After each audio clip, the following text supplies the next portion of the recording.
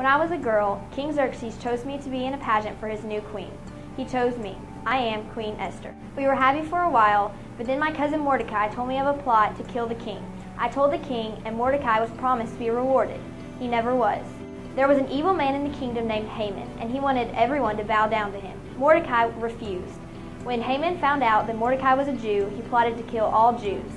I am a Jew also, but I told no one at the castle that I was. Mordecai told me to tell the king, but I was afraid. I hadn't been called into his presence for a very long time. But I prayed and fasted for 3 days, and finally I got the courage to go to the king. He was pleased, and I invited him to a banquet along with Haman. At the banquet that night, I invited them to a second banquet the next day. Haman was very happy and pleased that I had invited him and just the king. But then he passed the gate on his way home and saw Mordecai. He was filled with anger, and he decided to kill Mordecai the very next day.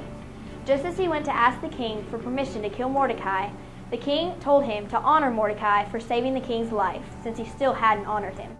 That night at the banquet, I told the king about the evil plans to kill my people. He asked who the wicked man was, and I pointed at Haman. Haman was hanged on the very gallows that he was planning to kill Mordecai on. The Jews were saved, and the feast Purim was established to celebrate that day. I believe I became queen for the sole reason to save my people.